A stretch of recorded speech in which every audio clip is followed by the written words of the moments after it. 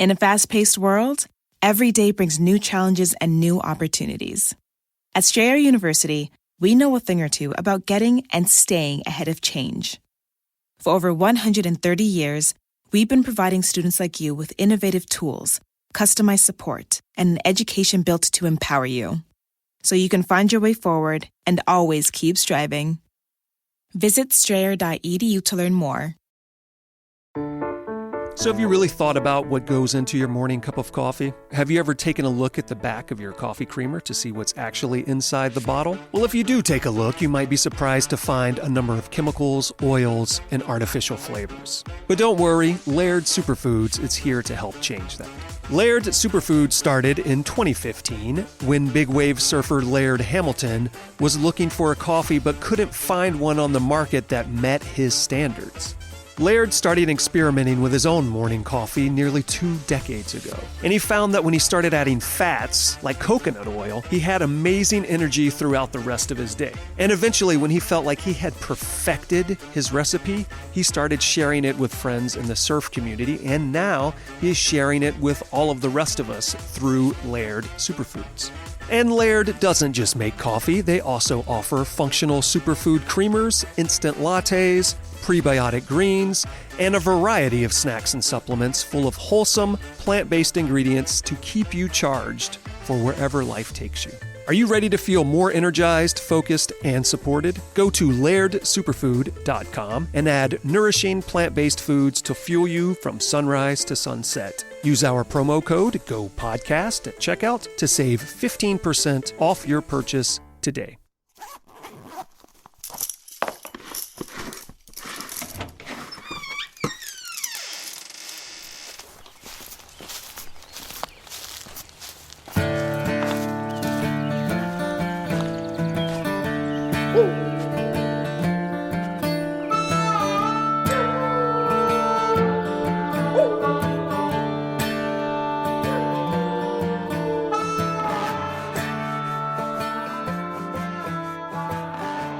Hey everybody, welcome to episode 111 of the Go Get Outside podcast. This is your host, Jason Milligan. Welcome back, welcome aboard.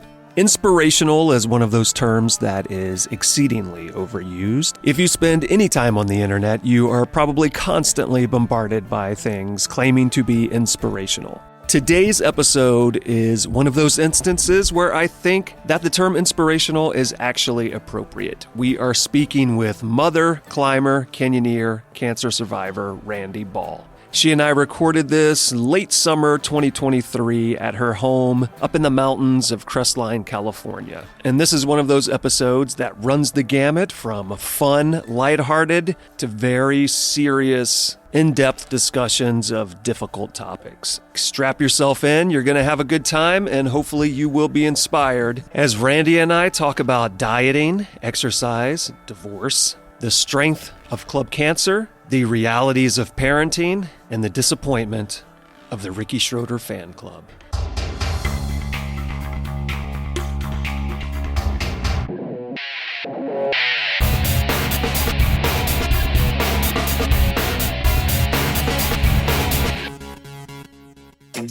I think it's safe to say that a lot of you out there are coffee lovers. You probably brew something fresh every morning, or maybe you run to a local coffee shop or drive-thru on your way to work each morning. But have you ever taken the time to think about what is in your coffee or the other additives you add, like your coffee creamer? Well, Laird Superfood could help you up your coffee game with an entirely new coffee experience. With Laird, you'll get better ingredients, amazing taste, and functional benefits. All products are sustainably sourced and thoroughly tested to ensure that you are incorporating the cleanest, finest fuel into your routine. Their coffees are made from all-natural, whole food ingredients, contain naturally occurring MCTs from coconut oil, have no artificial flavors, colors, or additives. And the Laird Superfood creamers are crafted from the highest quality, all-natural, real food ingredients.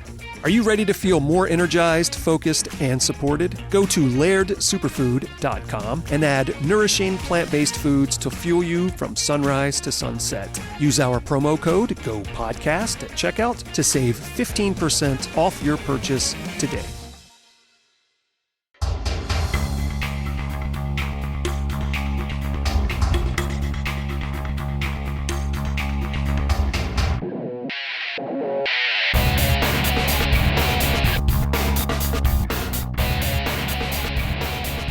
My name is Randi Ball. I'm an outdoor girl. I grew up in Calabasas. Definitely wasn't raised to be an outdoor girl, but that's where I find myself most at home, and here we are sitting outside. Wait, so you grew up in Calabasas? Mm-hmm. So Calabasas as in like western Los Angeles almost? As Ventura in keeping County? up with the Kardashians, but before the Kardashians were there, yes. So you were a Valley girl? I was a Valley girl. You were a Valley girl. So you grew up in the Valley of Los Angeles. Yep. Probably during the time period when the Valley is most mocked and ridiculed on TV. That is exactly when, actually. I went to high school with Ricky Schroeder, and yes, right at those times. Oh, no kidding. So people that are younger that might be listening to this show might not know who that is, but what was this? Early 80s, there was a show called Silver Spoons with Ricky Schroeder, and he was a little kid who was like super rich. He was like Richie Rich, the TV series, kind of. Yeah. So he was your best friend growing up in school? Gosh, I hope he never hears your podcast. No, it was a total letdown.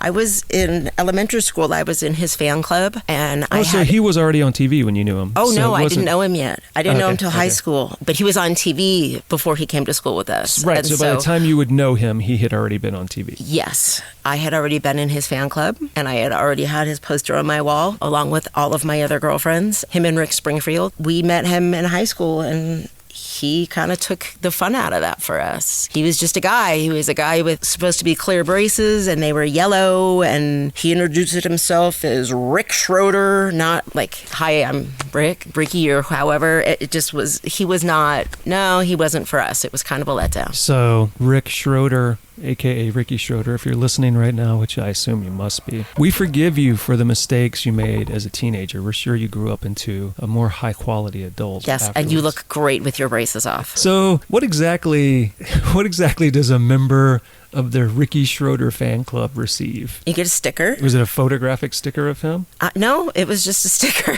Of what? it just a Ricky Schroeder Fan Club sticker, and that was it. Oh, so like the logo of the fan club. And you write him letters, and somebody writes back on his behalf.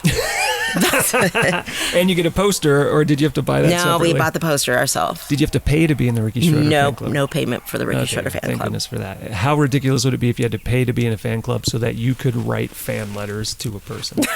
Well, so I would not have anticipated that the way this conversation was going to begin was, one, talking about Ricky Schroeder in the first place, but two, talking about your storied history in the Ricky Schroeder Fan Club. So you're growing up in, I guess this would be the 80s in San Fernando Valley, into the 90s, I would assume? Yeah. And you're part of the Ricky Schroeder Fan Club, and you're living in the Valley, which at that time on TV, they act like everyone talked like this in the Valley, like, which you don't talk like, so... No, it wasn't really, it's not really quite that bad. I think that was more of a song than it was reality. So then, what did your life look like growing up in Calabasas, California? Like, what kind of kid were you? I grew up in a family that we were very inactive. We went a lot of places, but we went by plane, and we sat and watched other people on stage, and we watched other people on TV, and we watched other people living their best lives and doing really cool things, and we sat and ate while we watched. So my whole family is obese, and I was also. Most of my life consisted of watching other people do stuff while we ate. So vicarious lifestyle. Vicarious lifestyle. Which is how I think we could probably describe, not maybe a huge amount of American life, but a fair amount of American families. I think that's what people do. They live vicariously through athletes, TV shows, whatever else. So that is no big surprise. It's funny, on this show, I feel like most people I talk to, either they grew up in an outdoor family from like youth, or like you're probably about to tell us, they did not experience that as a kid, and then in adulthood or teen years or something, discovered something that kind of triggered everything else, and then a bunch of dominoes fell down from there. Yeah. So let's jump ahead for you. What was your introduction? How did you go from obese, vicarious kid to the big outdoor mama that you are now? Calabasas is a lot of fad diets, so I had up and downs my whole life. In my early 20s, I was in the 270s. You know, when I got married, I think I was probably closer to 150, but in between that is up and down and up and down, and I think that comes with that lifestyle. Once I met my kids... Do you think for you it was completely lifestyle based, or do you think there was any sort of genetic component or anything like that? Well, there's definitely a genetic component. Like, I've had to learn, if I sit down to eat with somebody, just because you can eat something doesn't mean I get to eat it too. My body needs a lot less calories than yours to do the exact same thing. So if I'm eating a whole bunch more than I need required for my physical activity, then it's going to store on as fat. It used to be that if I sat down and everybody got a plate of food and everybody ate their plate of food, I wanted to eat my plate of food too. Whereas I've had to learn that you have a much faster metabolism than I do, so I don't have to eat because you're eating. I need to eat what I need to eat. So I've learned from a calorie standpoint, I don't count calories at all. Just knowing the difference between eating because I feel like it and eating because I actually need calories. It's interesting, too, the way metabolisms work, because I think there's this concept that if you have a fast metabolism like I do, where you eat ridiculous quantities of food and then burn them off very quickly, that's a positive. But your metabolism might actually be way more efficient if you need fewer calories to generate the same power. Mine is way more efficient. I would love an insufficient one would be much better for me. I will trade you anytime. I don't know. It's pretty expensive and difficult to eat all the time. But anyway, I don't want to bemoan that. So yeah, let's continue on with your story. So as you said, you grew up kind of living a vicarious life in a family that became obese, and then at some point that's all going to change. You went through a variety of fad diets, but I suspect the solution was not there. When I got pregnant with my son, I was probably in the 150s, and I delivered him in the 270s. It was an excuse for me. It was like, oh, it's pregnancy weight, it's pregnancy weight, it's pregnancy weight. And then I had the baby, and it was still there, and so that really made it just fat. In between my two kids, I didn't take the weight off.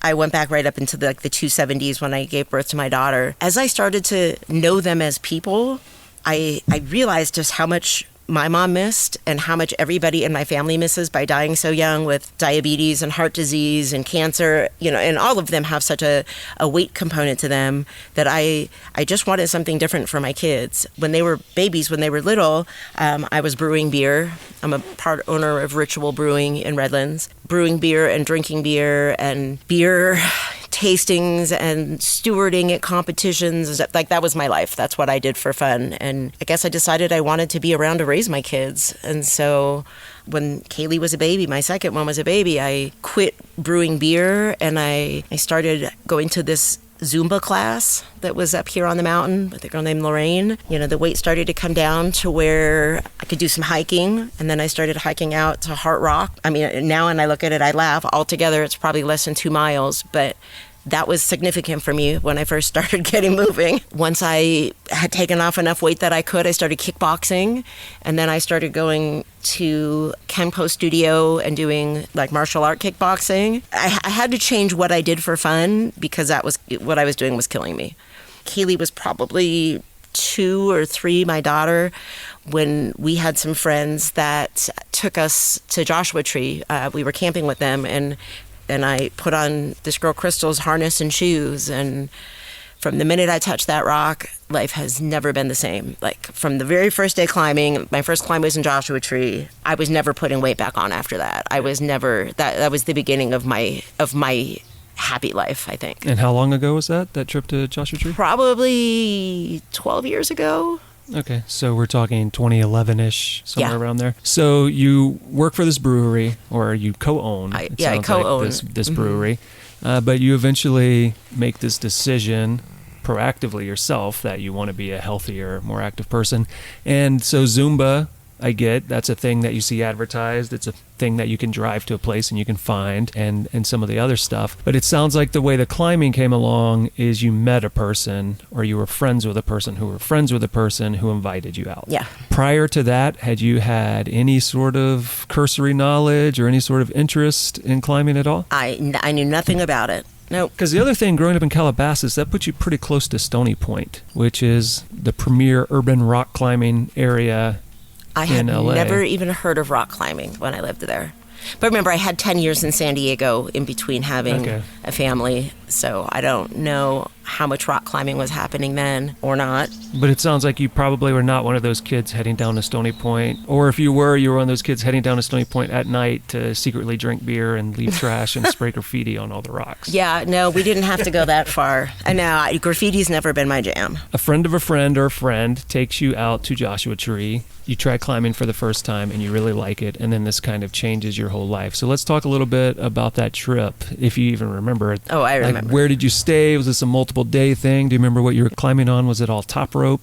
Like, what was your introduction to climbing like there? It was, we camped out there, and I don't remember where we camped. My first climb called Headstone. Is that a climb? I'm trying There's like to a bunch of think. scrambling to get up to it. Yeah, and then it's this big boulder that's kind of perched on the side of something. So you were probably staying at Ryan Campground then. Was it right next to your campground? That's exactly where I was. Yeah, That's okay. exactly where I was. I know the rock you're talking about because did you top rope it? I top roped it. Okay, because I would assume you're first. If you're not going to I lead. wasn't leading it. Because that's one of those that would be a really intimidating lead because it's right along the arete of that boulder, and then it's just a big drop underneath it. Yeah, so that was your first climb, was on Headstone? That was my first one. Interesting. So what was that like for you? The whole first couple of years of climbing, I thought I was a much better climber than I am because the guys that I was climbing with, we call it active belaying now. They pulled me up rocks. They pulled me up everything. I thought I was a much better climber than I was because they kept that rope really tight and...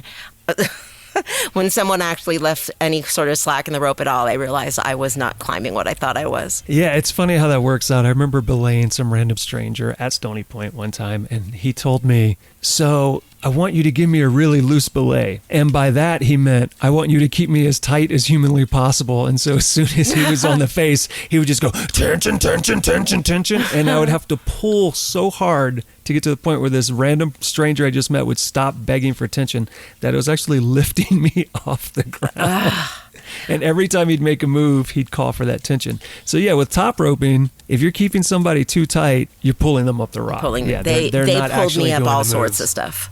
Not long after that, up Bird of Fire and Joshua Tree, and some climbs that going back having a real belay versus someone pulling me up climbs with them.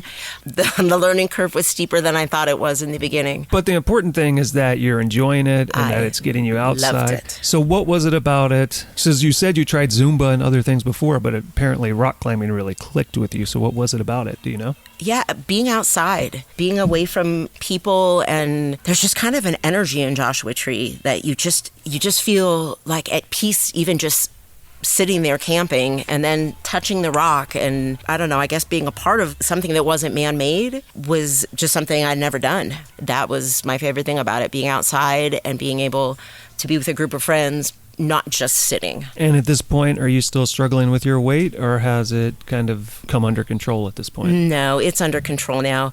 I got worried. I broke my knee last year, was down for a long time.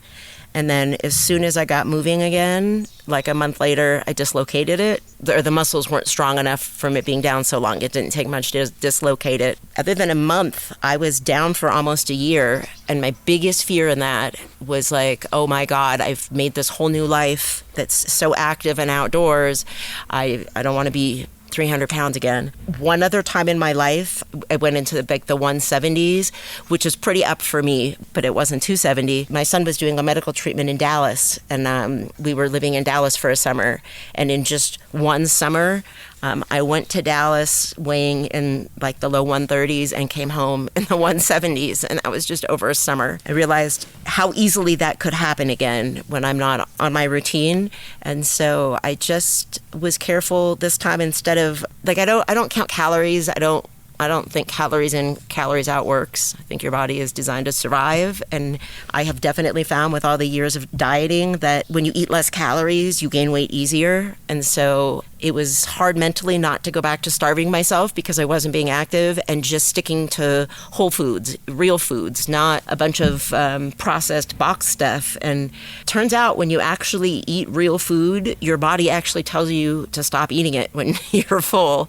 Whereas, you can eat Pop-Tarts all day and never get the message that you're full. I think it's really unfortunate as a culture that we went through this whole calorie counting phase, because it's such just an incorrect approach. Your body needs calories to function. A calorie is the ability to convert something into energy. So the idea that less of that would be beneficial to a person is ludicrous when it really is about the components of what you're eating that are what are impacting people. Well, and the thing that I think is a bummer is logically, it makes sense that if you burn more calories than you eat, you lose weight. And that is what the premise has been.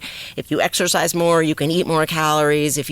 Our bodies are designed to survive, and our bodies did not know that we would have grocery stores and refrigerators. And so when you are active and you're burning calories, but you're eating less than your body needs, your body thinks that, here comes a harsh winter and there's no food left. And so your body stops burning fat and it starts burning muscle. The exact thing that speeds your metabolism up, that makes you be able to eat more, is the muscle. And your body will burn that away because it wants to save whatever fat you have left because it needs to feed your organs, and it doesn't know how long your hard winter is going to be. Your body will go into starvation mode and into a survival mode that it's really hard when people get down to that last 10 or 15 pounds that they can't seem to get rid of.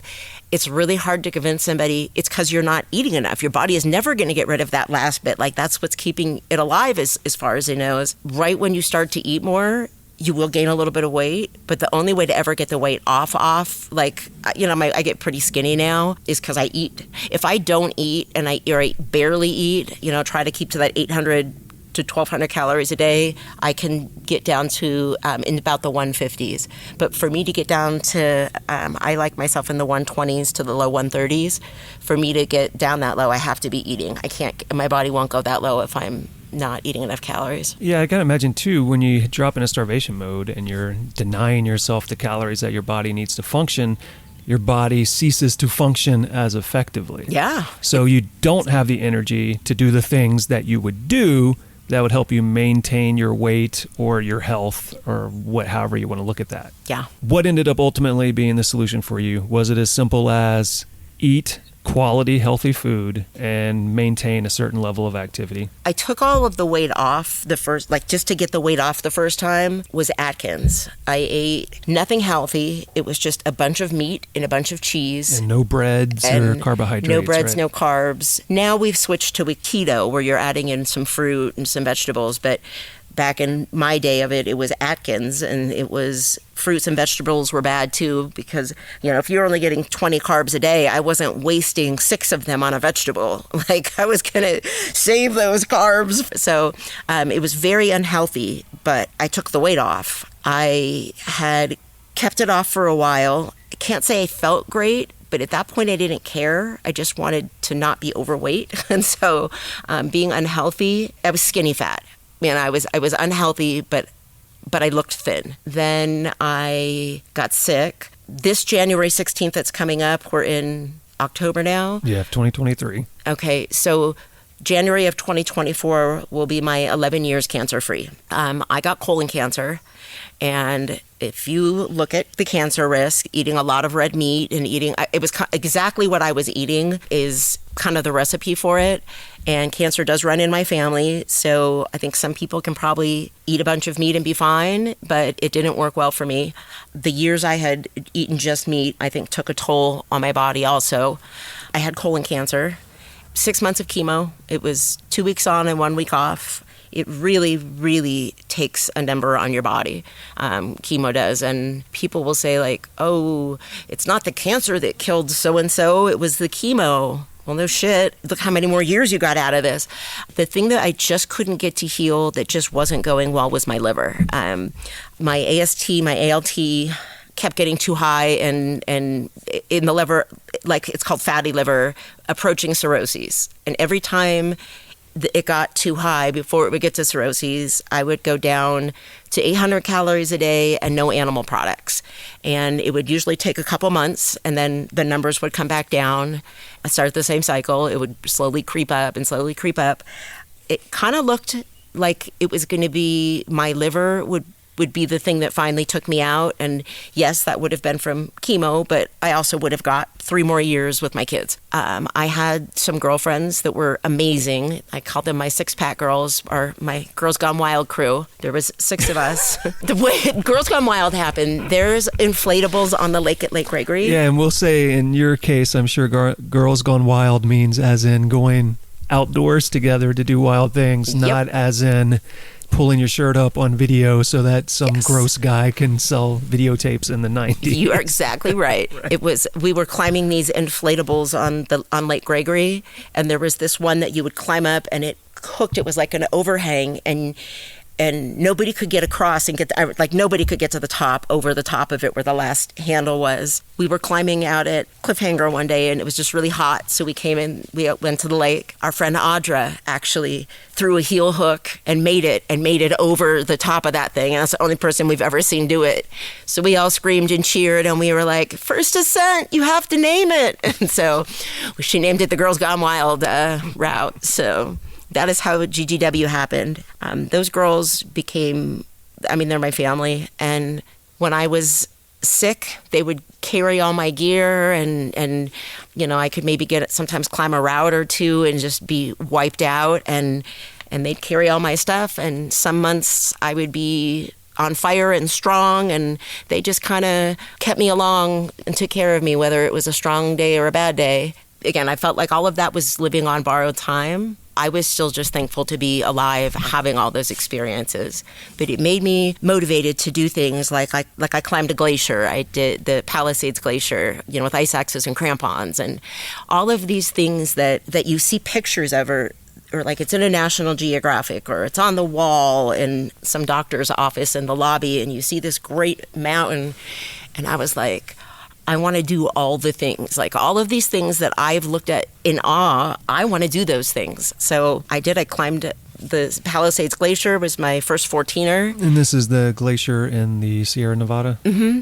Yep. And we went up U-Notch because neither of us knew how to set ice gear. So we had to hike up instead of go up Swisseret, which would be the ice climbing route. It was getting closer and closer together that I had to keep going down to low calories, no animal products.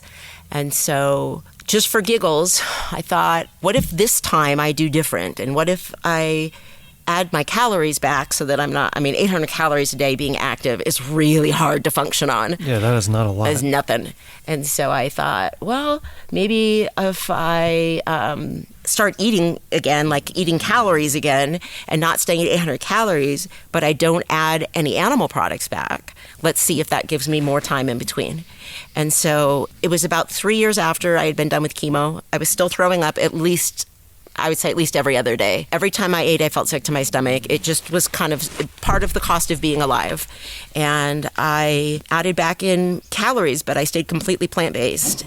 After 2 months, we did my blood work to see, was it working? Were they staying lower? Was it creeping back up? And my blood work for like the first time ever was in low, like the low range of normal. Sorry, he won't bark now. Even eating full calories, my numbers had gone down, not up. So I continued plant-based, and at the 6-month mark, we did blood work again, and I was in the low range of normal for my liver function. It looked like for me, getting rid of animal products, they're just hard to digest, was what made it so that my liver could handle the load that it's on forever. I'll be on different medications and stuff. And so I have full liver function now. So you were able to save your liver. You didn't have to replace it. Yep, completely saved it. So I stayed for 3 years, completely 100% plant-based. A couple years ago, I started trying to add back in just small amounts of things. I have found that I can eat small amounts of cheese and I can eat egg, but even fish will screw me up. When I do eat animal products, like the bottom of my legs swell, I get edema fluid. You can see pretty quickly that my liver isn't doing what it's supposed to.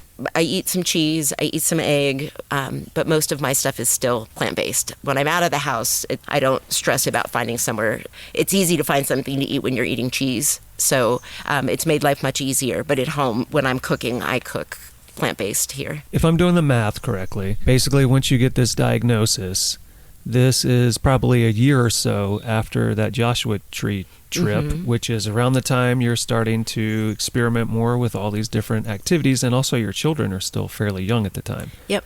So let's talk a little bit about that diagnosis, how that came along, and then how that impacted everything. So like you've undertaken this life change, and you've changed your life in a lot of ways, and now all of a sudden this new thing is coming in to endanger that. Yeah. Have this brand new life, and my now ex-husband, was climbing also. We had shifted to this.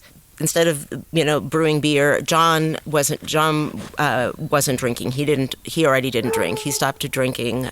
That's a whole different story, but he stopped drinking prior to that. Yeah, we started doing everything outside with that other couple, the Sakaguchis. We're the balls, they're the Sakaguchis, so we were the ball sacks. You saw where that was going, huh? Yeah, so we did ball sack holidays and ball sack everything. And they had a son the same age as my son and a daughter the same age as my daughter. So the kids started being raised outside, camping and getting on little harnesses and screwing around on the rocks. And yeah, it was like I finally got this great new outdoor life. And I had when my son was just a huge baby and a hard delivery. And so my bladder and my uterus had prolapsed and were kind of sitting down on my bowel. So until I had my second kid, I kind of had to just leave everything where it was. But once I didn't need my uterus anymore, and my daughter was big enough that, she could walk and understand things, an easier time to have surgery.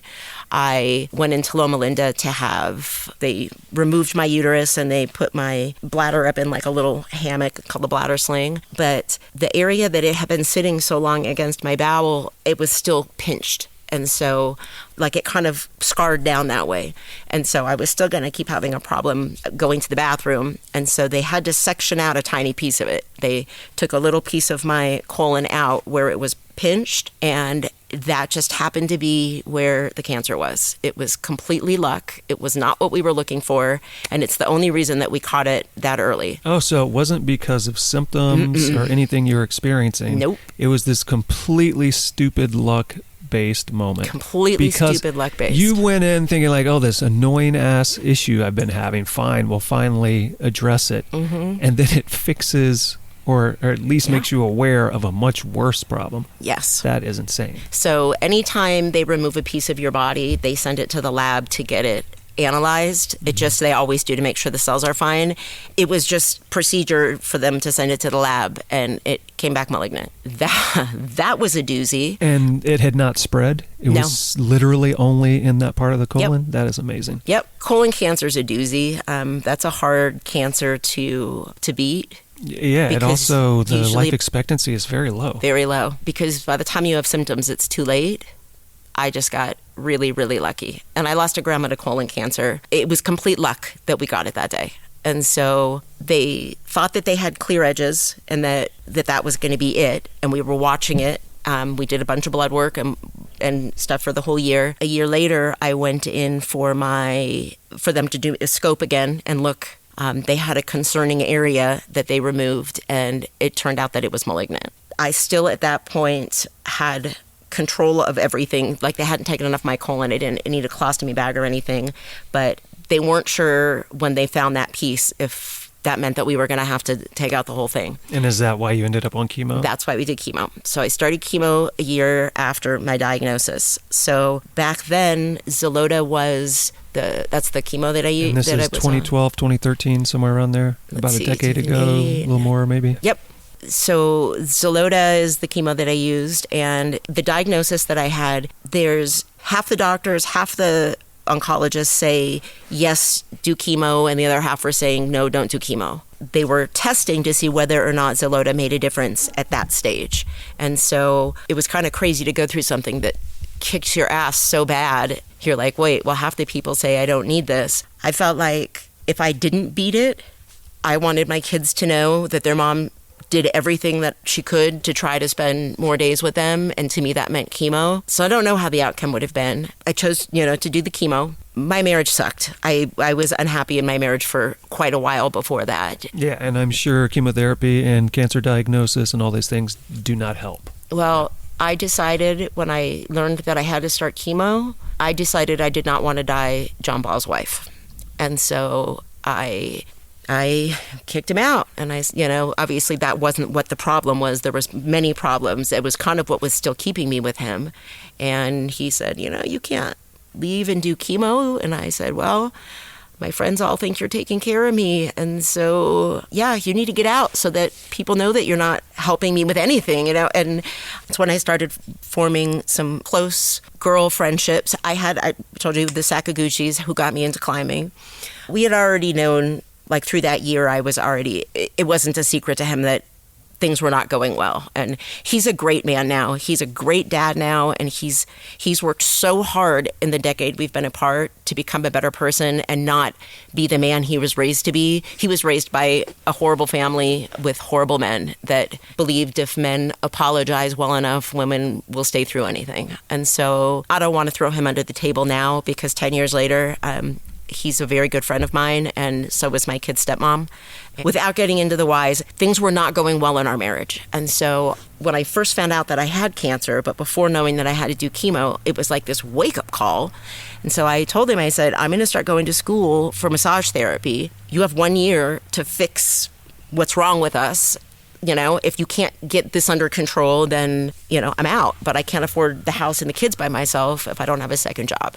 So the plan was that I was going to, by the time I finished massage school, we were going to have a good hard look at our marriage and decide if we were staying together. I went to school one night. It was 3 days after we had broken up. We were still in the same house, and I went to school, and I couldn't sit through school. I had these 2 babies at home sleeping, and my marriage is falling apart, and I couldn't concentrate. I left school and I came home within an hour of even being at class. It was 4 hours at night, and I came home, and Crystal, the one whose family got us into climbing, was on the couch with my husband. And so I knew I had this feeling. There were a lot of signs that John was cheating on me, but he was always where he was supposed to be. I never caught him in any big thing, but there was a lot of signs that were there. And 3 days after I left him, I came home and found out why it was so easy to get away with. He was always where he was supposed to be. He was always with the family that we did all of our stuff with, our kids' best friends.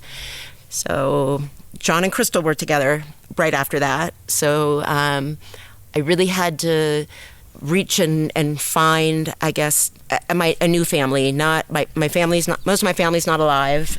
I needed, I don't know, I guess the same way that I had changed what I did with my life, not being sitting and watching other people live their life and being overweight. I just had to make a decision then that if I didn't like the path my life was on, I had to change it. And so obviously finding John with Crystal, I told him to get out of the house. So he was gone, and I had just a handful of friends that, most of my friends were down the mountain. Up here in the mountains, it's hard. And so I met some girls at a cancer support group. I went one time to this one at Loma Linda. It kind of wasn't for me. I completely understand, and everybody's at a different stage when you join Club Cancer. But there was a lot of women there that were dying from cancer, and there was a handful of us that were living with cancer. And it's all how you look at it, I wasn't ready for the gloom, and I had to put on a happy face for my kids. I didn't. They were too young. They were 3 and 6. I didn't want them to even hear the cancer word. The few other girls that I really liked, that I liked kind of their attitude and where they were at, pulled aside. And after that first one, we started, we called ourselves Club Cancer. Me and 4 other women, there were 5 of us, started being each other's support. One person is sick when 4 others are healthy, and then it's someone else's turn to be sick, and then someone else has a treatment. So we just, between the 5 of us, we all would pool all of our medical bills and split them in 5, anything related to cancer.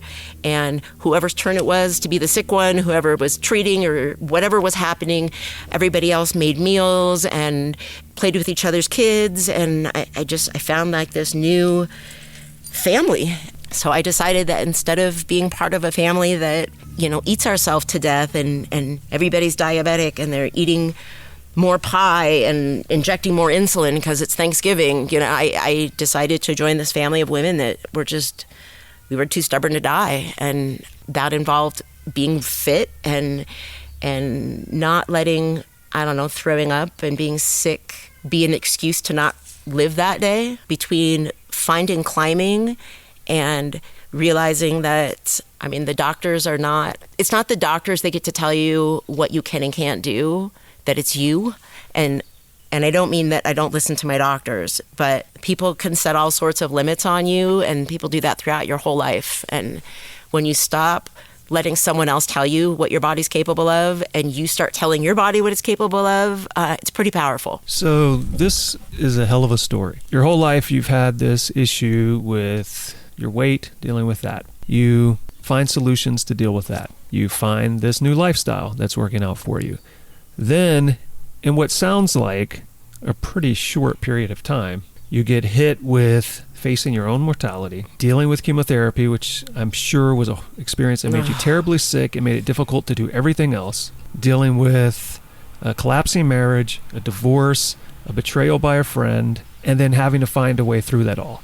And those are the sort of things that can destroy a person. But you seem to have found a solution to pull you out of that. It's kind of that sort of situation where you could have either just collapsed underneath it, or you come out a stronger person, and there's no other option, right? No, is that kind of how it felt? That's exactly it. There wasn't another option, and what made that exist was Hunter and Kaylee. I had these two kids that were just delightful little people, and it was my job to take care of them. If something happened to me today, my kids have a great dad and a great stepmom. And I'm not going to say it would be okay to lose their mom. I don't mean that at all. They would be okay. Back then, John was a shitty man, and he was a shitty dad, and he was not capable of, like, that man could not have raised my kids this way. So there wasn't another option. You know, years later, I'm like, hey, if you could have been, why couldn't you have been good back then? I could have given up sooner. No, I'm glad I didn't. But the everything about it is I brought these little lives into the world, and dying just wasn't an option. You know, you hear stories all the time, right, where you've got, say, a person with no children who's super capable in some sort of terrible situation, and that person dies.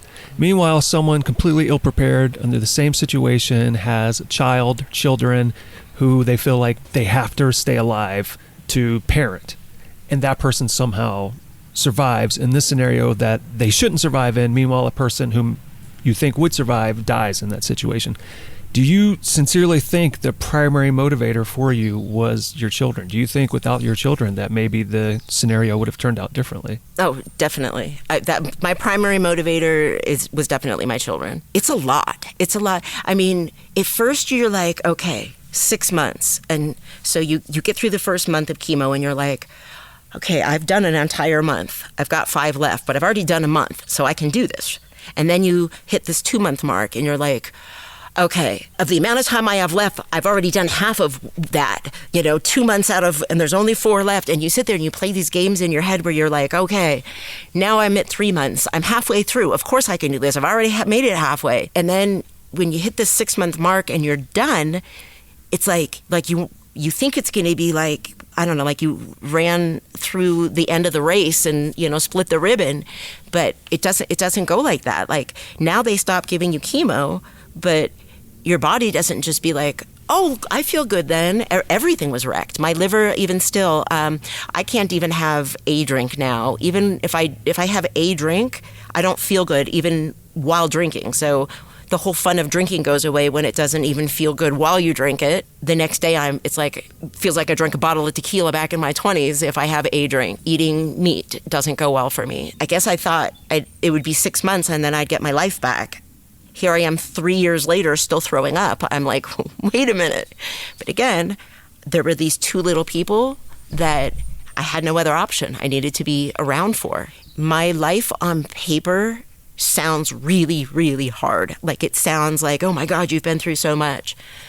I have the easiest and the best life. And it doesn't sound like it by definition, but had I not had that, if I never went through having cancer, I always would have been a single mom with 2 jobs so that my kids could play their sports or, do whatever and to take care of the house. I would have always had to have 2 jobs for the rest of, raising kids. But when I realized that my days were looking numbered and that my liver wasn't doing well and it wasn't going well for me, I realized that I might not be around to raise them. And I had a big life insurance policy that would go to my ex-husband so he'd have money for the kids. Back then, he didn't make a big deal at Christmas, and he didn't buy birthday presents. I put his name on everything. Everything we did was from me and Dad. So I wanted to put a significant amount of money away that my sister could control, because she believed in birthday parties and Christmas and traveling and all of those things. And so I wanted enough money that my sister could continue to do the things that I wouldn't be alive to do for them. I went full-time on my second job. My first job was still progressive, but the weeks I didn't have my kids, I worked 6 days of working till midnight doing massaging. I worked a second full-time job and put away like a really significant amount of money in 3 years. I kept my progressive salary as the money we spent, and every bit of money that I made from job number 2, every bit of it I put away. And I set like this kind of crazy financial goal, got an investment planner from New York Life, a guy named Andrew McReynolds, and we broke down, this is what you want for your kids. Okay, this is how much you have in their accounts now. This is how much you need to make. So if we say 3 years, that means divided by 3 is this much, divided by, to make it 1 year, divided by 12, that means every month you have to make this much, which means every week you have to make this much. And I didn't sleep until I made what I had to every single week. One of the best people in my entire world came into my life because of that. I hired a nanny to move in with me. It was so hard doing chemo and raising kids and working a second job and hurling all the time. So I had a nanny move in with us. We call her Jackie Poppins. Her name is Jackie.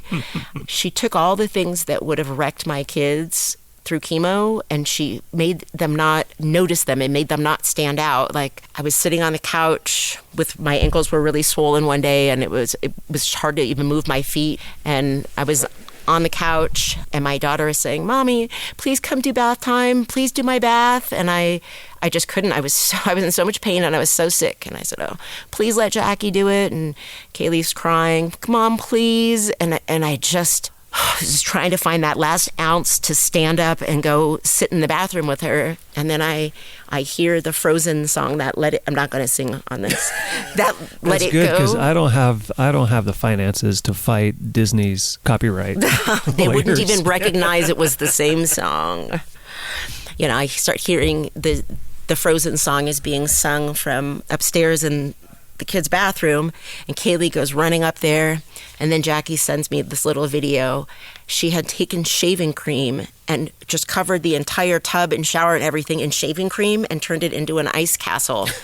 And so they were playing Ice Castle, and she was videoing Kaylee going, "Yes, I have Elsa powers," and just playing with this. And on the hardest days that I felt like I just couldn't push through and fake it anymore, out came Jackie to make them laugh and not realize that I wasn't doing the mom thing. She just made everything, all the responsibilities, Jackie made fun. And to this day, she is, if I get into a bind, if my car breaks down, if my battery's dead, it's kind of funny. My first call is always Jackie. And my second one is to the kid's dad and stepmom. So it's funny the way that turned out. I'm going to sound like a terrible mom, but I'm actually a great mom, so I'm going to say it anyways. I have every other week, the kids have another mom who absolutely loves them as much as I do. They have a dad John's fantastic. He's worked really hard to be the man he's turned into, and he's a great dad. And every other week, I can go out of cell range, and I could go up to the Sierra, and we can go canyoneering, or I can go mountaineering. As a full-time mom, when John and I were still married, I always rushed home from work, and I always wanted to spend every single second that wasn't working, I wanted to spend with my kids. And once that got taken away, and I had split custody, and I didn't have the option to have them all the time, I had to figure out what I wanted to do for me. And there was that climbing thing I loved, and just I loved the being outside, and I didn't get them anyways. Even if it wasn't finding a sitter, they were with their dad. And now to this day, every other week, there's nothing that I don't cancel out on them for anything. I like to do all my own carpooling and the driving, and I pick them up from school, and I get to be a full-time mom. And then I have this week next to catch up on work because, I'm leaving on school time, sleeping if I want, and climb and canyoneer and mountaineer. I'm not going to suggest that you have children thinking divorce would make it better, but my kids have 3 parents now that by the time we get them back on our Mondays, we switch every other Monday, we can't wait to get the kids back. Like, I'm never sick of my kids. I never want, if I just had this break, if I only had someone to watch them, like it's quite the opposite. It's like, I can't wait to see them again because I have all of the time to be myself too. Where it seems like it's this horrible thing. I put all of this money away in 3 years and then I didn't die. Instead of being a single mom, had I never had to do chemo, I would have been a single mom with 2 jobs that would have had kid weeks, and then I would have had weeks that I worked my second job and my first job, and that would have been my life. But because I already put away everything I needed to for their future and didn't die, my future is set now too. It's all bonus time. Financially, my kids are set. My retirement is set. I don't have to put anything else away. All we do now is make memories. And that is a really different position to be in than when you spend this whole time trying to make it in life.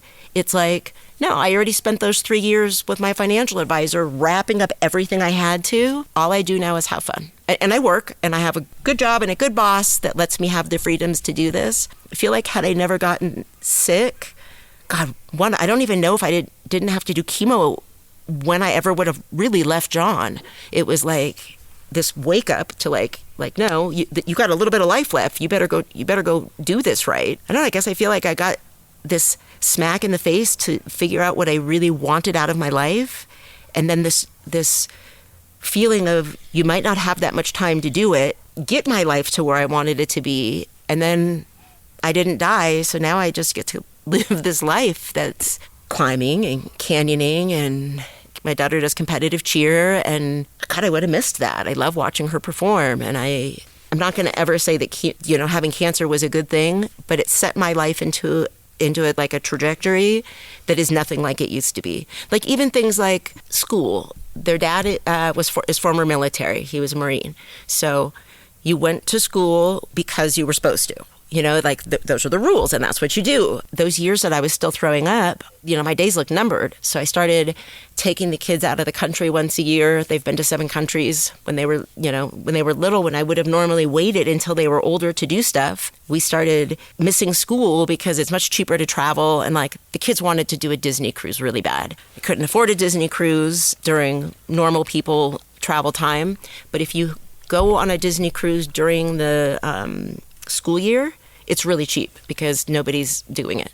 So I told the kids, I didn't have more money, so we had to figure out how we were going to pay for it. So we turned off cable, and that was $89 a month, and we put $89 a month into the Disney jar. Then we stained our own fence this one year, and that saved us $800 that we put into the Disney jar. Each morning that the kids would pack their own lunch and put a fruit and a vegetable in it, and me not have to give them money to go buy a hot lunch at school. Whenever somebody made their own lunch, we put money in the travel jar. And I wanted them to learn that instead of them chasing the dollar and always trying to make more so they can do more things, I wanted them to prioritize. We don't go out to eat. My friends say all the time, how do you travel so much? How can you afford that? And I'm like, well, I don't go to sushi with you once a week. If you took your sushi money and you put it in a jar, you could go on a Disney cruise. So for me, it was $5 every time I didn't go to Starbucks. Every day I skipped Starbucks, I put $5 in the jar. And we did our Disney cruise. What's made my life amazing now was the catalyst was the days being numbered. Even taking the kids out of school in the middle of the school year, the schools didn't get mad because it was here my eyebrows fell out. It was clear that I was sick. Nobody thought that I looked healthy. So it was these poor kids, losing their mom. So everybody, we got the cancer pass. I could take them out of school. I could skip work and work funny hours and not go into an office ever, and all of these things that I got to do because it was the end of my life. There isn't a day you wake up and someone's like, well, you didn't die, so start coming back into an office, there isn't a magic day that you go, okay, now you've done this for too long. It set us up into a lifestyle that The kids and I called it doing nothing on credit. If we want to play hooky, we get stuff done first, and then we play hooky. So if I want to play hooky today and climb, I worked until 11 last night. I got all my work done. I'm not going to work tonight and catch up. We did nothing on credit. So they got homework done before we took vacations. We did it towards the end of the school year, and they'd spend the whole school year making sure they turned everything in as soon as they could because they wanted to be ahead so we could go on this cruise. He never had to fight with the kids to get homework done because they knew if they didn't get it done, we couldn't take a vacation during the school year. It's interesting. You were teaching them budgeting. You were teaching them how to manage the resources they do have instead of the resources they don't have. And then also you were teaching them goal setting. Like if you're working towards a goal, it's easier to work. If you're working just because that's what you're supposed to do, it's a lot harder to force yourself to work. But if there's a goal up there that you know you will be rewarded for, then it makes it a lot easier to do that work. No, definitely. From what I'm hearing so far, is there kind of like 3 big seminal points in your life?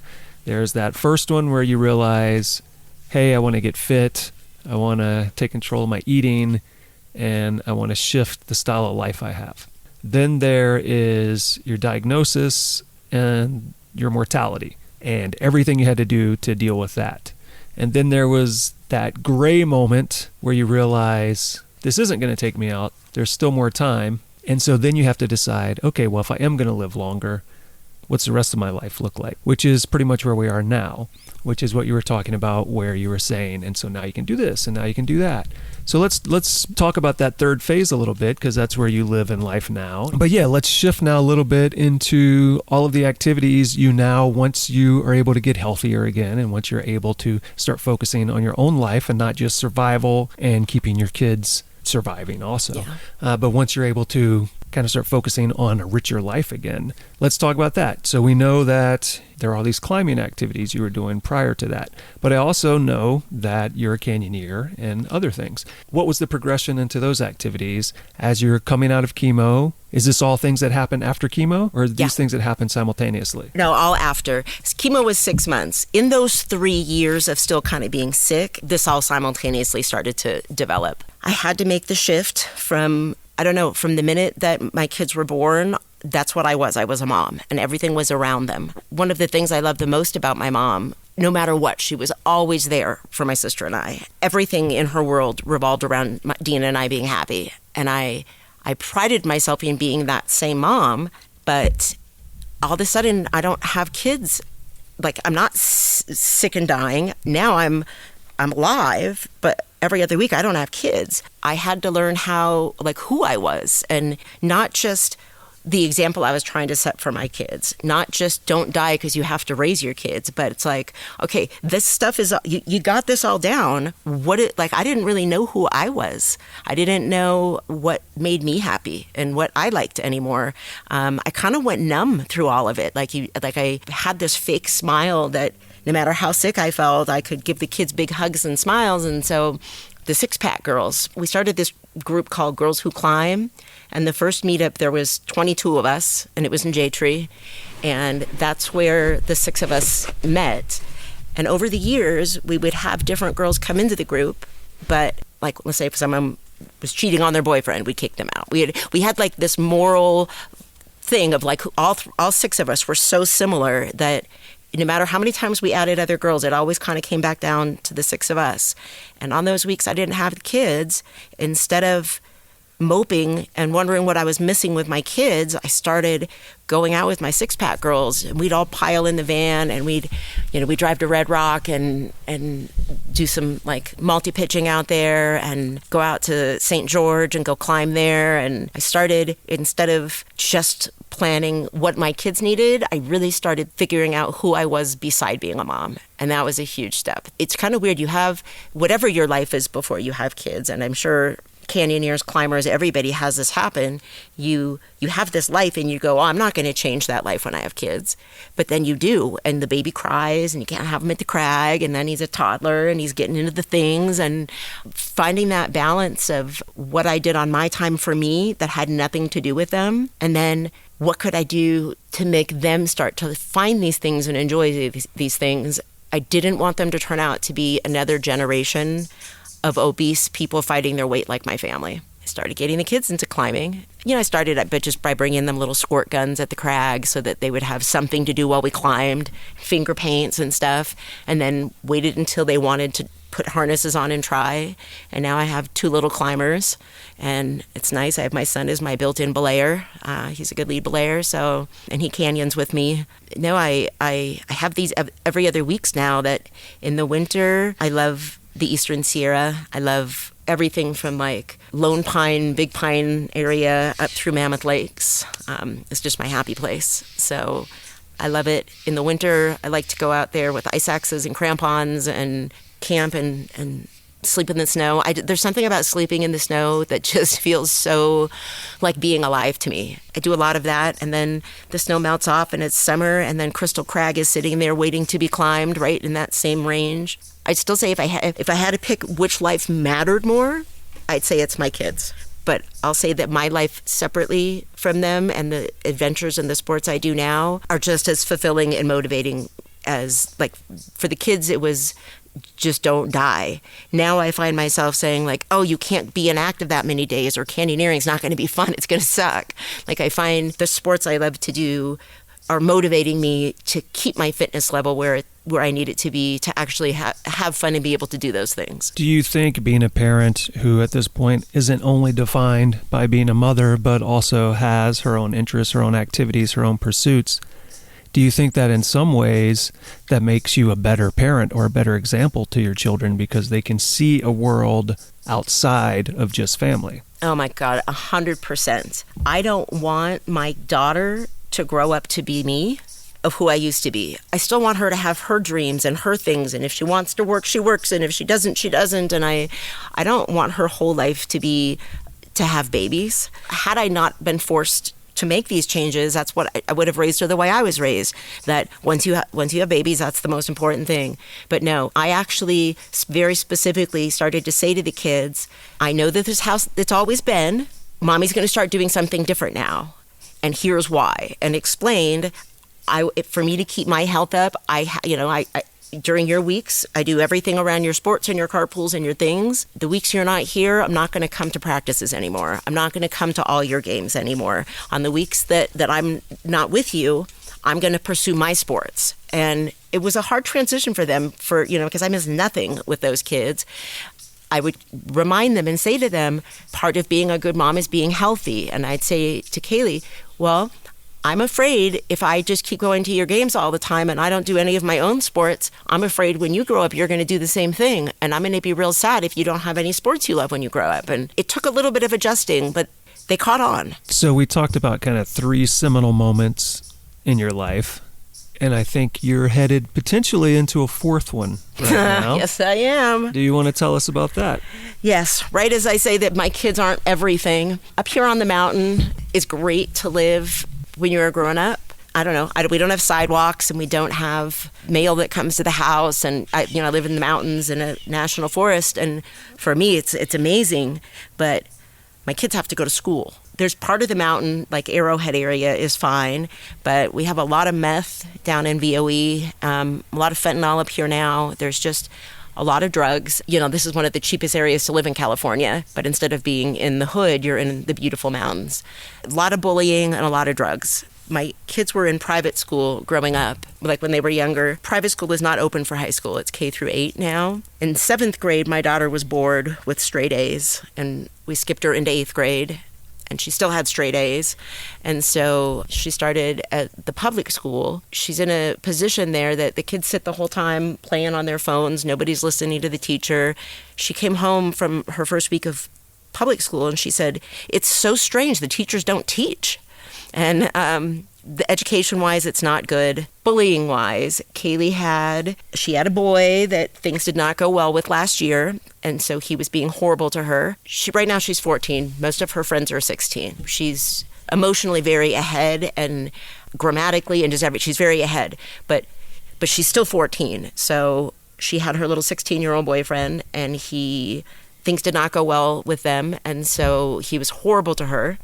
We thought that it would fade off over the summer, but the third day of school, he pushed her down a flight of stairs. Our school up here won't get into, there's 2 other families of girls that have been like physically hurt at that school, and there's really there's a day of in-school suspension for the person that does it.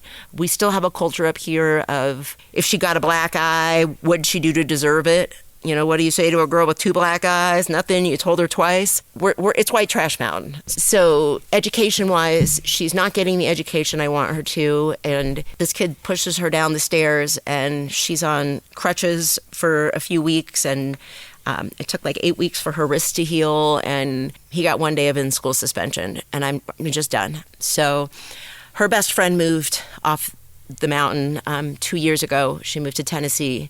And Kaylee has been pushing and begging us 3 parents to go to Tennessee. And we kept saying, we'll think about it, maybe when her brother graduates. But that week that she got pushed down the stairs and the school didn't do shit, I'm like, we're done. So well, what about the authorities? Did the authorities do anything? Because that is assault. So the police said that because the school wasn't pressing charges, the school wasn't bringing them up, Kaylee had to press charges. We, as a family, could press charges, and that they'd go arrest him. But we have like 600 people at our school. It's a small area up here. I mean, we have one high school for everybody from here to Running Springs. And Kaylee said, no, if I press charges against him, I'm going to have to deal with all of his friends and the football team. She didn't want to go through testifying. And she didn't, because of what I do for a living, I'm an investigator. She knows that defense's job is to discredit her. She didn't want to get on the stand and say, have someone try to say, oh, it's because he's your ex or he broke your heart or anything. Like, she didn't want the discrediting. So, no, we did not press charges. She shouldn't have had to. She's 14 years old. It shouldn't have fallen on her to make the decision. Yeah, I mean, I feel like that's a criminal act. Yeah. Isn't the state or the city or whoever the one who should bring him up on charges for committing a crime? So a lot of cities, the victim doesn't have a choice. If there's any kind of physical altercation, it's mandatory that state presses charges or the city does. Not up here. We don't, that first time, I don't know why that doesn't exist up here. No, that's what we thought too. We thought that even her going to urgent care, we thought they would have to pursue it because they knew she got pushed down the stairs. No, it was up to Kaylee. And so we didn't do it. And Kaylee had a friend commit suicide last year. And I kept asking myself, he'd attempted before unsuccessfully. And I kept asking myself, like, if you know your kid is getting this harassed at school, like, why wouldn't you move or do something? Like, it was unbearable for Lawrence. And so I sat there when Kaylee got pushed down the stairs, and we were sitting in urgent care, and I messaged my finance guy, Andrew McReynolds, and I said, can we meet this week? I want to talk about what my finances look like. I want to move to Tennessee. I want to see if I can't keep my job, if I can retire. That was, it was a Monday she got pushed down the stairs, and on Thursday, Andrew and I did a conference, we did a Zoom meeting and figured out the numbers, and we figured out how much I could spend on my house and not have to work in Tennessee. And so I made an offer on a house that Friday. Like within that 1 week, it was that quick. And so we're moving to Tennessee. Fortunately, my company is letting me keep my job, and we're tweaking parts because I'm obviously not going to do the field work for California. It's going to be a fully remote job, but I'm still going to be an investigator for them, and I'm going to pick up some of the stuff we were giving to independents. And when you say investigator, you are an insurance investigator, yeah, correct? I investigate insurance fraud. In case anyone thinks you're a private investigator, that is not what you're talking about. Nope, and I'm not law enforcement, auto insurance investigator. I want her to finish this semester of school. It's this gorgeous house in Tennessee in the most beautiful area. We're going to live 45 minutes from one of the 2 girls that got assaulted at RIM. They moved after that too. They were like, screw this, we can't stay up here. Can't afford to live anywhere else in California that's a better school district. So they went to Tennessee. Then Kaylee's best friend, Izzy, and her family went to Tennessee. Now we're moving 20 minutes away from Izzy. We're getting some of our family back that we split from, and for me, it's a little bit of a hard sell because there's not canyoneering in Tennessee. But the same way that from the day I found canyoneering, like, I love it as much as climbing.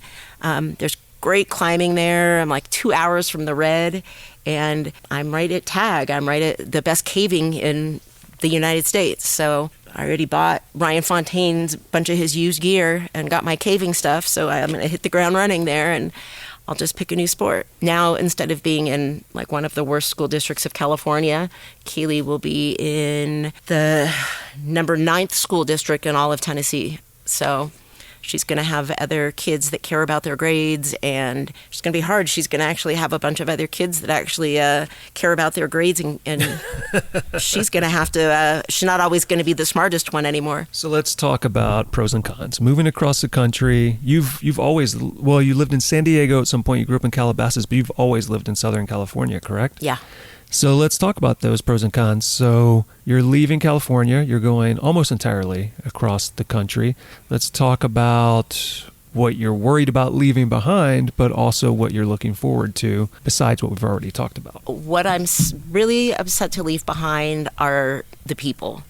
Canyoneering, it's going to be heartbreaking not to have these all-day canyons that I can do, but if I could take all of the canyoneers and the friends that I've made canyoneering and bring them there, I wouldn't be worried about it. We would just start caving. My six-pack girls were all a lot younger than me, pretty fit for my age, and so the climbing world, my friends were always like 15 years younger. Those girls, 3 of them got married. One of them moved to St. George, and then one of them is a sports reporter for USA Today, and she's always all over the world. And so my six-pack girls were already all spread out. We all get together usually like once a year. We meet somewhere.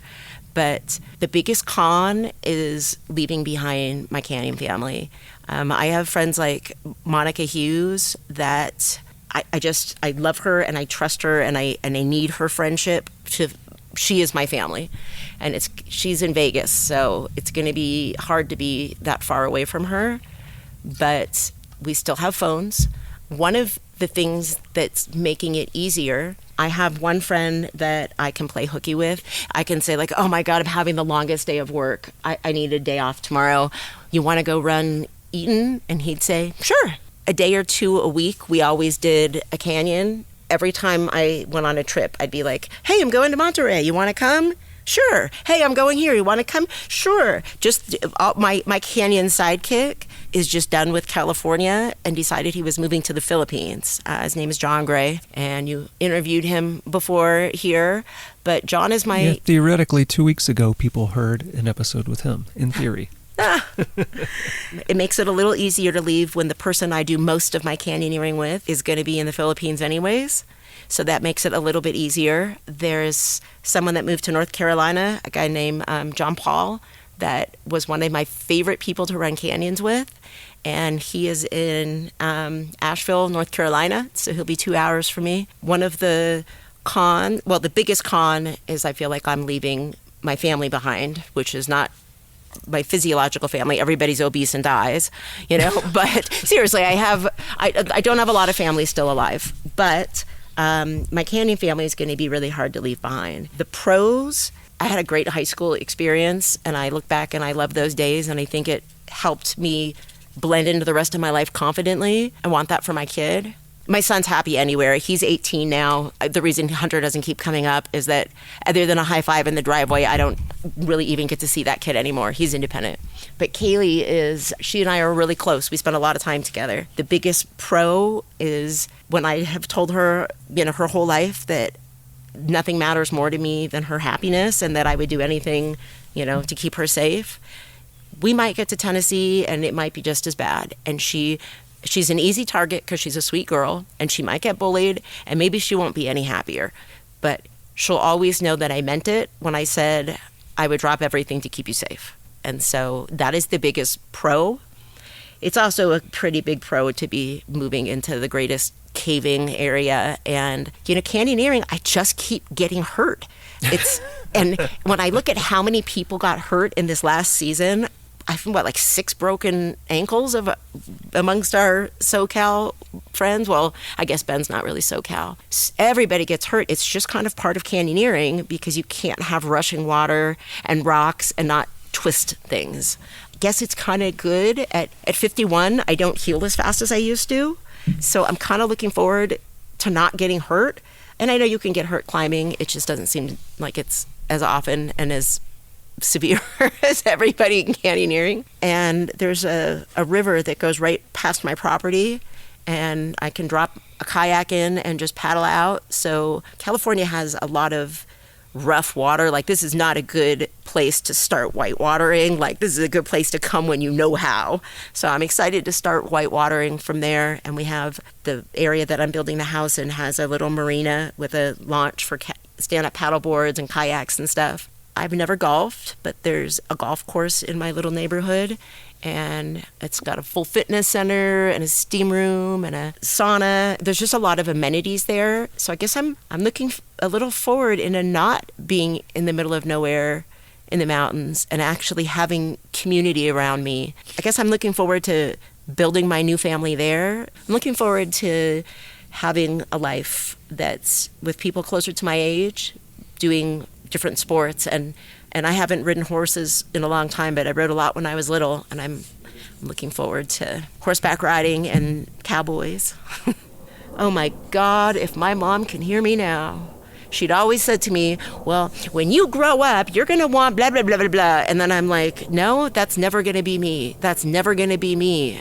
I guess she's right.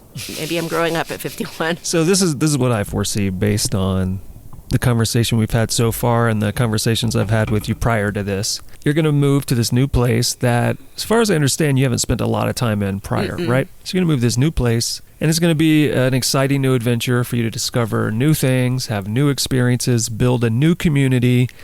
And then I think what you're going to find is you then have a network across the country. You've got your network on the East Coast and the Northern South, and then you've got your network on the West Coast and the Northern West. I suspect that network will stay combined for you, and then you'll move along that network as appropriate and have a variety of different experiences. And as you said, you'll be right by the Red River Gorge, which is supposed to be great climbing. It's amazing. I've only US. been in there once, but it's amazing. And you will also be very close to Asheville, which is a growing outdoor mecca. Yeah. So I think you're moving to a very appropriate, and then like you said, you're in the TAG region. You're moving to a very appropriate place. I think you're just going to expand your network, and your opportunities are just going to expand with it. Yeah. When John first decided he was moving to the Philippines, he was laughing because every week I was bringing new people with us. I said, I have to make friends. Like, you're my go-to. Like, I need to make friends that I can actually do things with if you're leaving. I started expanding even my Southern California canyon group and meeting new friends and having more people come along. I'll just do that there. I don't think there's a lot of places I could be that have any sort of outdoor culture and not be happy. I'll make new friends. I always do. And gosh, 3 years ago, I would have told you there's nothing I'll ever love as much as climbing. Like, that's it. Climbing is it for me. And then I found canyoneering, and I've hardly climbed since finding canyoneering. I love canyoneering. I don't know what my next sport will be. Maybe it's going to be golf. Okay, that's a big no. That is a big no. But the first thing that I'm buying when we get there, I'm going to get a little side-by-side so that we can drive out through the forest. You know, I'm right on a really wooded area, and we can drive to all the amenities in our neighborhood. And golf, I don't think is going to be the thing. But I actually think I'm going to start using the gym. Like, I don't know how to go to the gym. From when I decided to get fit, I just started doing outdoor demanding activities. I haven't used the gym, but... Oh, sounds like an exciting new opportunity. Well, and I'm going to have to balance again. I'm going to be a full-time mom again. 7 days a week, 24/7. It'll be me. Her dad and stepmom are going to come probably next summer because they want to be closer. They don't want to miss Kaylee growing up, you know. Hunters all growed up, but they're going to come. I'll probably have 6 or 7 months at least before they get there. I'm going to have to find that balance again of having me time and it not just being Kaylee's stuff. I'm really kind of excited to not have to give her back on Mondays, you know? Like, just 6 months of it just being the girls is going to be, like, she's one of my favorite people to spend time with. And so it's going to be fun to explore new city and new adventures and try new sports and all those things, doing it with her. Yeah, I think it's going to be an exciting new experience that you're going to be glad you undertook. I think you've shared a very remarkable story with us that I think is extremely interesting and, dare I say, inspiring, which is a word that gets overused these days, but I think is appropriately used here. We cannot talk forever, and we have other things to do today, like go climb some rocks, yeah, right? we're going to go climb. So this is where I'm going to wrap up your story, but what I always do at the end is, before we go, I ask you if you have a final thought that you would like to leave the audience with. If anyone can do something, so can you. I spent too much life thinking that only professionals did these things. Anyone can do these things. It just depends if you're willing to put the work in to get to that result, and that's up to you. So don't let anyone else define what your limit is. The only limit you have is how much work you're willing to put into to get to that goal. All right. I think you just summed up the overall ethos of this podcast. So thank you for that. And thanks for letting me come over to your house and have some decaf coffee and hang out with you and your gigantic dog and hang out in your backyard having this conversation. My pleasure.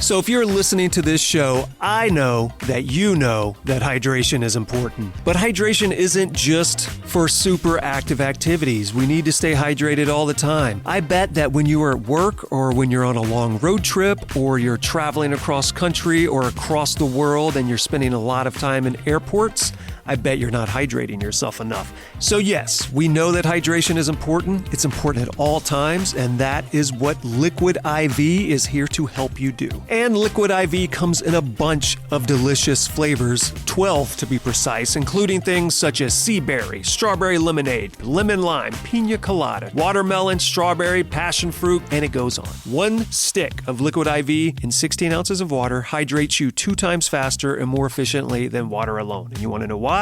It contains 5 essential vitamins: B3, B5, B6, B12, vitamin C. It has 3 times the electrolytes of leading sports drinks, made with quality ingredients, non-GMO, and free from gluten, dairy, and soy for anyone with any sort of dietary restriction. But here's the thing that I think I like the most about Liquid IV. They are dedicated to equitable access to clean and abundant water across the world. So they're partnering with leading organizations to fund and foster innovative solutions that help communities protect both their water and their futures. To date, Liquid IV has donated over 39 million servings in over 50 countries around the world. Real people, real flavor, real hydrating.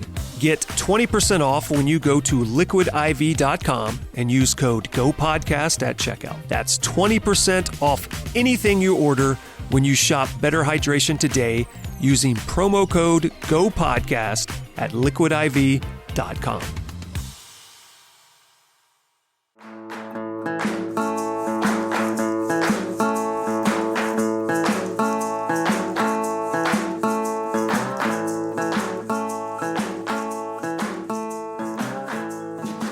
So Randi is indeed living in Tennessee now, and I checked in with her a bit.